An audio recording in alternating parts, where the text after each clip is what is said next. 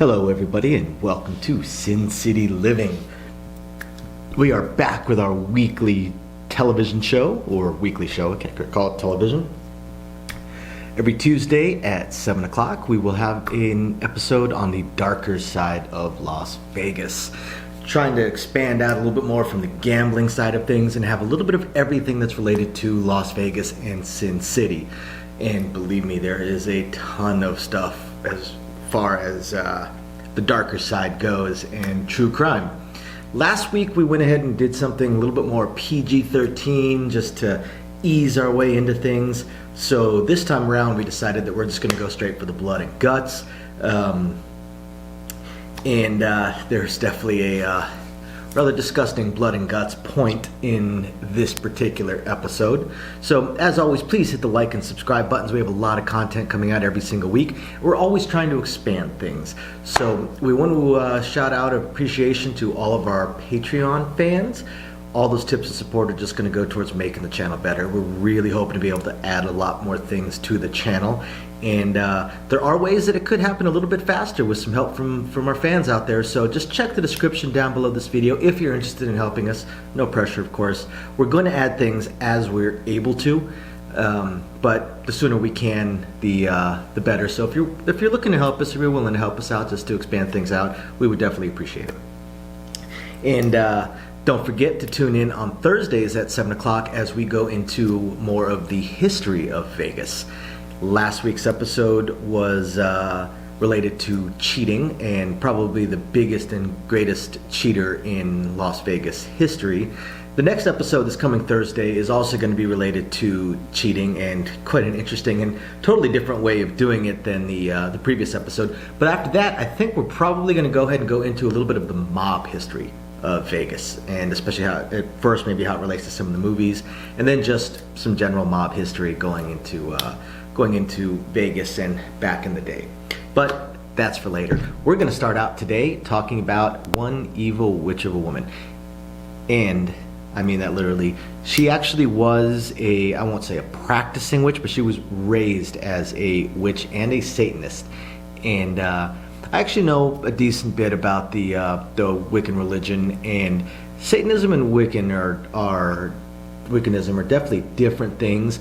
In this case, because of her upbringing, they were kind of blended together into one just whacked out mindset, I suppose. So let's get right into it.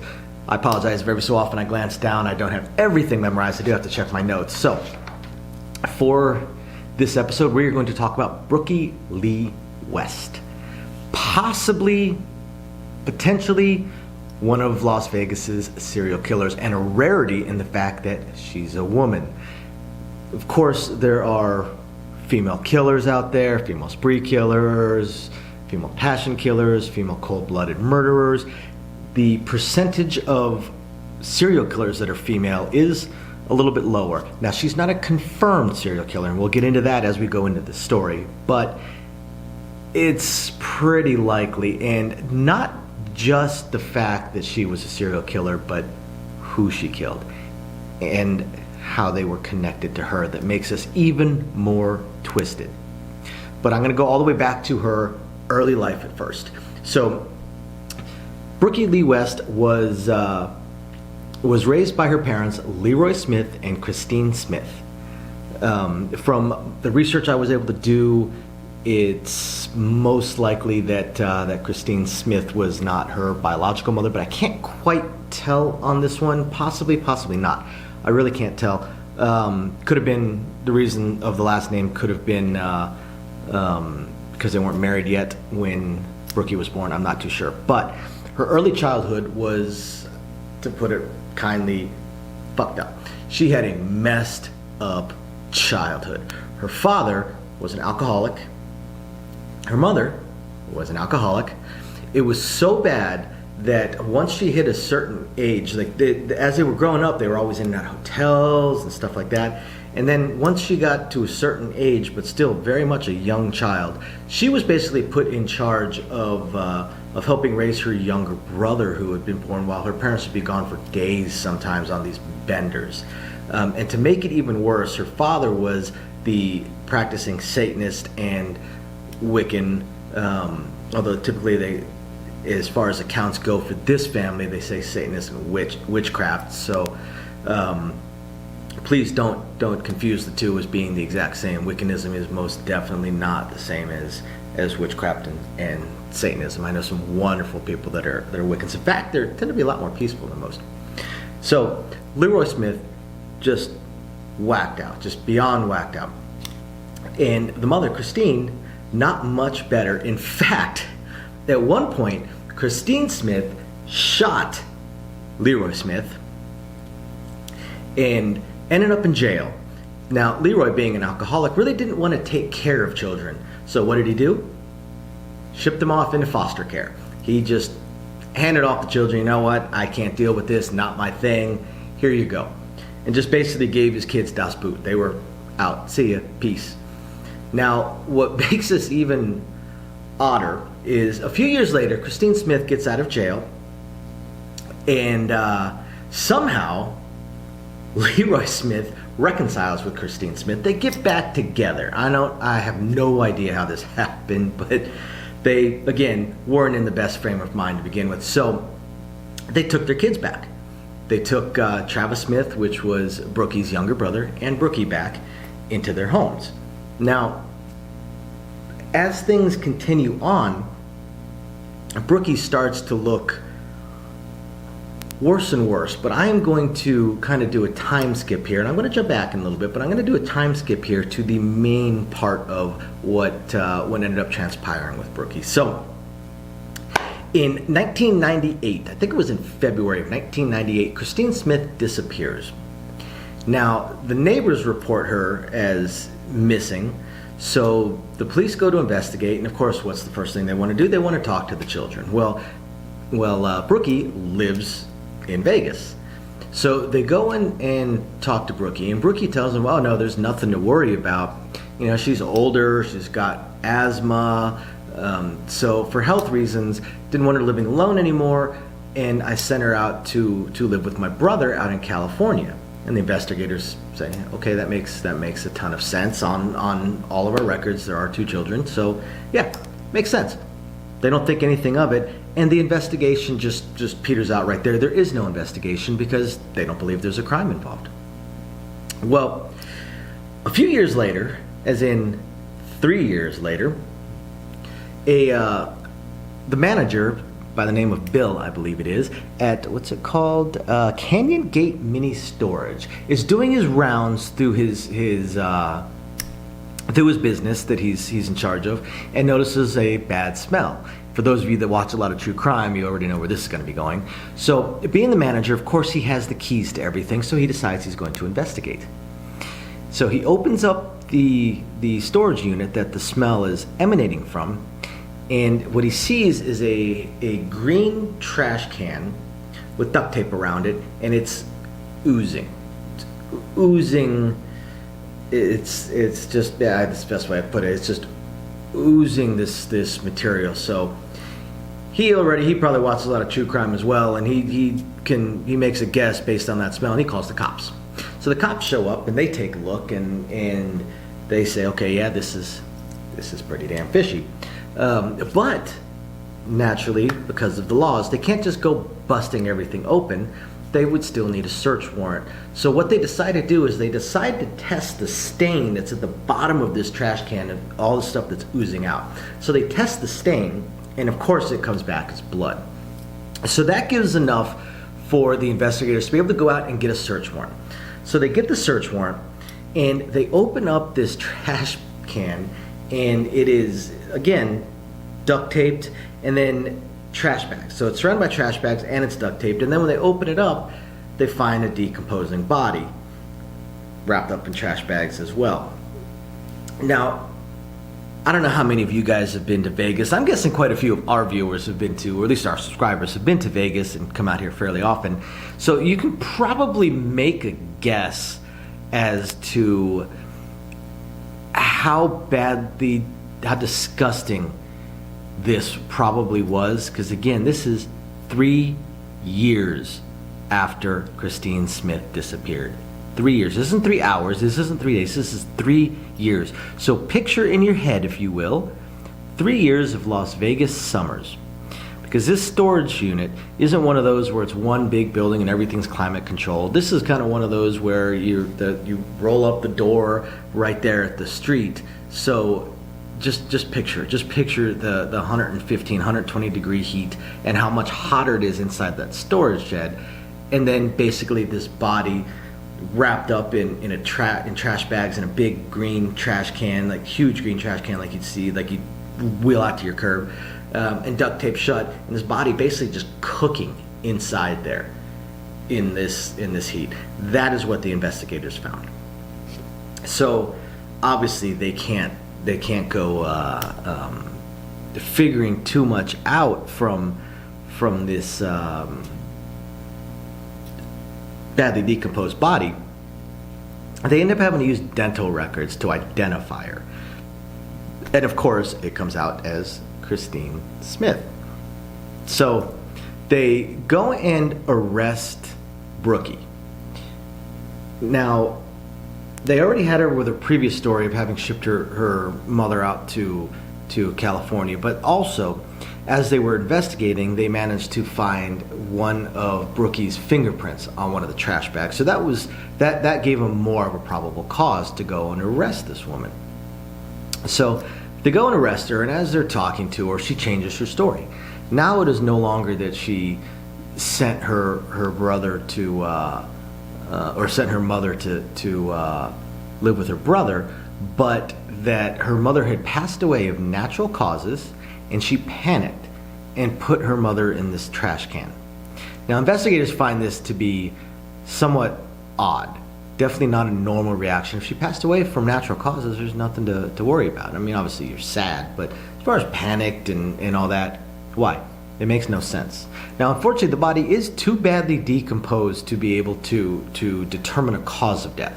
They think possibly she was strangled or smothered with the trash bag that was found wrapped around her head, and it was tied so tight in such a way that there were actual hairs caught in the knot, which to them means that it was tied really fast and hurried. If you're taking your time, being careful, it's probably not going to happen the way it ended up happening. So it's definitely fishy to the investigators. And as they continue to investigate, as they're coming close to trial, things just start sounding weirder and weirder and weirder to them.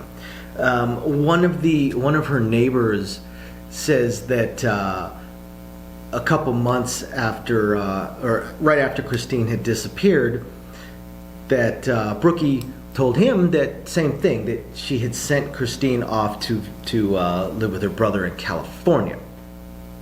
Now, so she was asking this neighbor to help move, and as he helped move, he noticed some items that were in the apartment that Christine would never have left without. So he found this fishy, but he didn't know quite who to talk to. And so they continue investigating. They're talking to more people, and they start getting conflicting stories. Some stories say that Brookie and her mother were super close, super tight, the ideal mother-daughter pair. Other stories are saying that not so much, that Brookie would talk about how evil her mother was and how controlling she was, and so on and so forth. So there were some definitely conflicting stories. Plus, we have the story of, we sent her out to live with the brother. Oh no, I didn't send her out to live with the brother. I actually just stuffed her body in a trash bag and inside a trash can, because that's what we do when our family members pass away from natural causes. We just, first thing I think of is, I'm going to stuff somebody into a trash can. I hope my wife at least uses a brand new trash can. So things are definitely looking odd. They continue to investigate, and they find out more and more things, such as the brother is supposedly homeless, and they find documents from where Brookie had submitted documentation asking for his Social Security checks to be direct deposited into an account that she could access, because he was homeless, plus they had some mental issues, and he had 2 felonies. So he wasn't able to receive physical checks.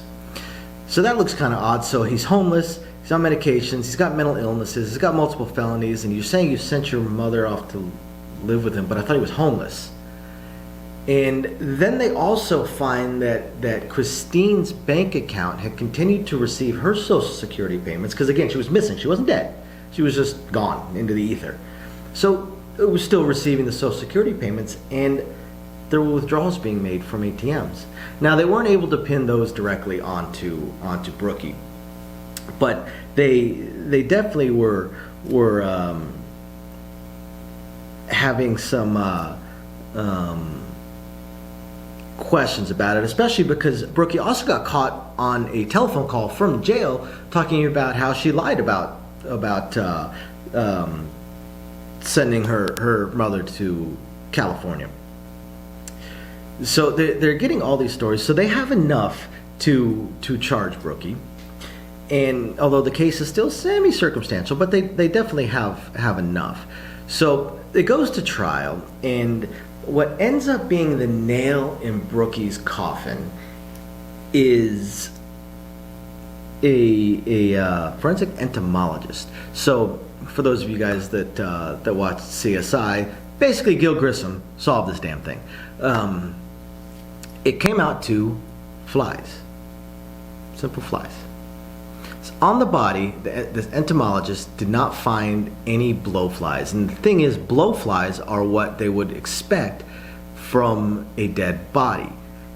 That's typical. It's the most common. The fact that there were no blowflies anywhere around or on this body meant that this body was put in that trash can either immediately after death or possibly even before death. So Brookie's mother was put in this trash can almost instantly upon death or even before she died. Remember, the investigators did suspect that she possibly was suffocated or strangled by this trash bag. So Brookie possibly killed her own mother in the slowest way I can imagine. Wrap a trash bag, or not the slowest, I can think of slower, but wrap a trash bag around her head, tie it in a hurry, stuff her into a trash can, duct tape and trash bag the trash can shut, and that's how she died. This is her own mother. Now, yes, she had an unpleasant childhood growing up, but this is her own mother. So all of this was enough for them to find her guilty. Their suspicion was that she killed her the way she did and hid the body the way she did so that she could keep getting her mother's Social Security payments. And they were $1,000. She killed her mother in a brutal, horrifying fashion for $1,000 a month. That's just mind-boggling. But wait, there's more.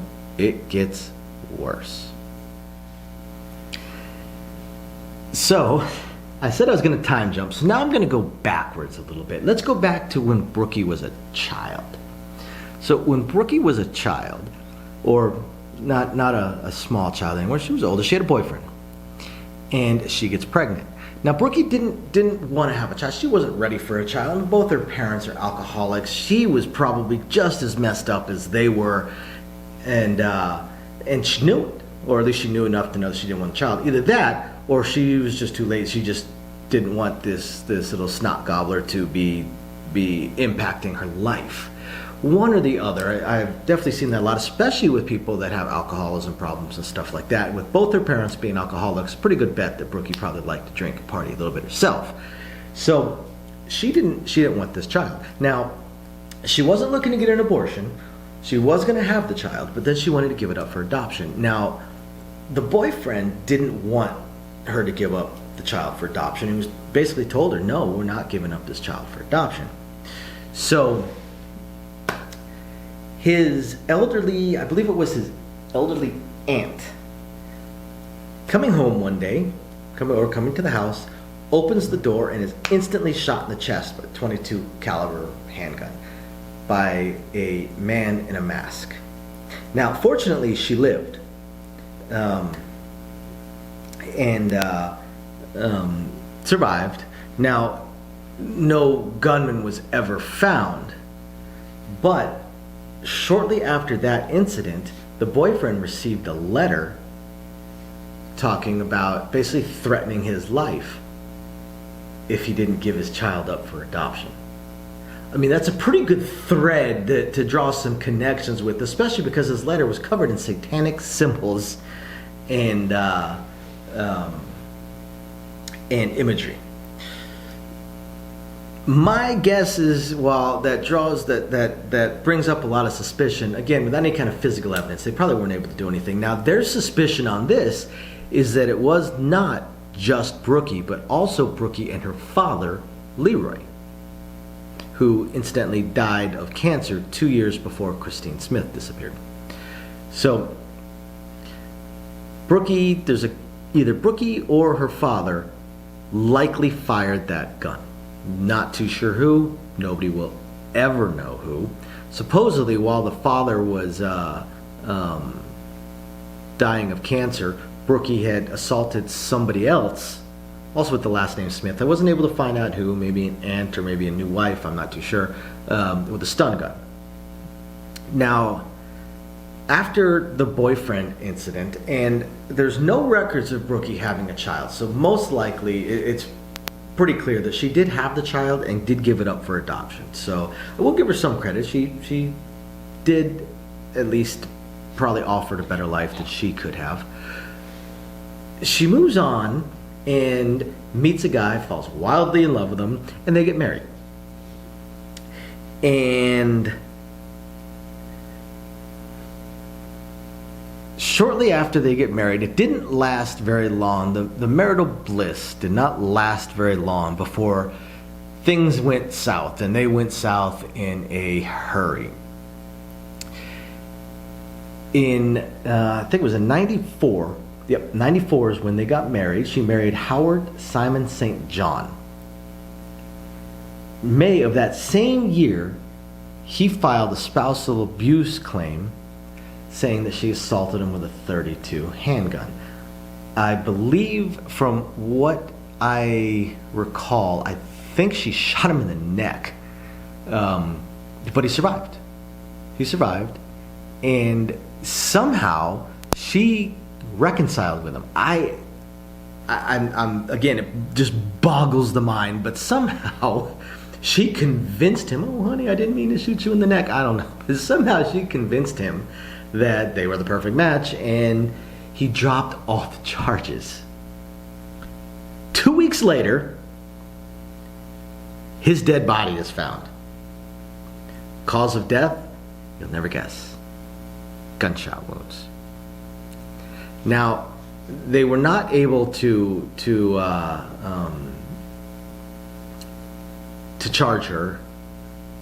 It was grounds of evidence, things along those lines. So they weren't able to draw a solid enough case to be able to charge her and convict her of this. So most likely she got away with that one as well. So either her or her father likely tried to kill her boyfriend, whom she was pregnant from, but actually ended up shooting his aunt. And then Brookie likely shot and killed her husband shortly after getting married. This is the same year they got married. Shortly after getting married, they fall wildly in love, they get married, she shoots and kills him. Well, she shoots him twice. Shoots him once, doesn't kill him, shoots him, reconciles, which laid an ambush, I suppose, and then shoots him again. And this time, it took. So, boyfriend murdered her husband, brutally murdered her mother. So that's her husband and her mother. Now, what about the brother? The homeless brother.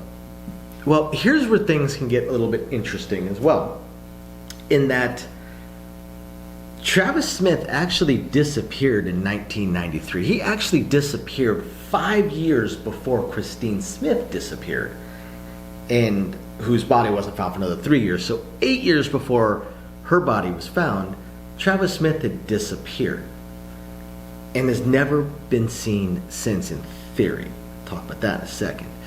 So there's some suspicion that Brookie also killed her brother for his Social Security checks as well, for his Social Security money. After all, she had no problems offing her mom for her Social Security, and there is documentation where later on, after he disappeared, where she was trying to get his Social Security money direct deposited into an account that she would be able to access. So this is how twisted this woman is. She tried to kill her boyfriend, almost assuredly killed her husband, definitely was convicted of killing her mother, and probably killed her brother, or possibly killed her brother. I have to say, it's a good thing her father died of cancer in '96, or who knows what she would have done to him. It seems like every other well had dried up as far as Social Security money could possibly come from. The only thing that gets questionable as far as Travis Smith goes is after Brookie had been convicted, sentenced to a life sentence, and sent to jail, somebody checked themselves into a hospital, a mental hospital, or psychiatric facility, seeking medical treatment and medical help, and claiming to be Travis Smith and using his Social Security number. Now, he ended up leaving before it alerted far enough up the investigative chain, because there was no warrants out for him or anything like this, so it's not going to red flag as soon as you check in. So they ended up leaving before they were able to go out there and talk to him. So they're not sure exactly. There's the possibility that somebody was using his identity in order to receive free medical care, because again, he had mental illnesses and was receiving Social Security, which means he was on disability, probably for his mental illnesses. So somebody could have been using his identity to try and get free medical care, free meds possibly. The question about that, though, is why would you choose him, somebody who has 2 felonies on the record as well? You would almost think that you would look for somebody that's a little calmer, a little bit more under the radar if you're going to try and steal an identity to get medical care or meds. But the records of this storage unit that Brookie had hidden your mother in, the records show that a few months after her disappearance, I believe it was, or right around her disappearance, that that a Smith and a West, that's right, it was a few months after the disappearance of Christine Smith, somebody with the last name of Smith and somebody with the last name of West rented that storage unit. There is no way of knowing if it was Christine Smith or Travis Smith. Now, if Christine was planning on moving out, if she disappeared for a couple months and planning on moving out, it makes sense that you're going to get a storage unit. Like, that would actually make a little bit of sense.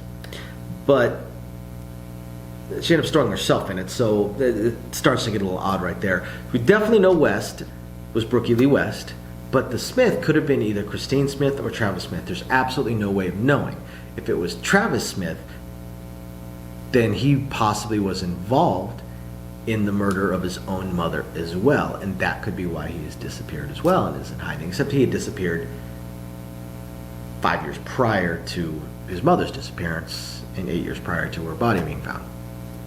So so it's, the whole thing is pretty convoluted, but Brookey Lee West is one twisted woman, just out there. Killed her mother, killed her husband, tried to kill her boyfriend, possibly killed her brother.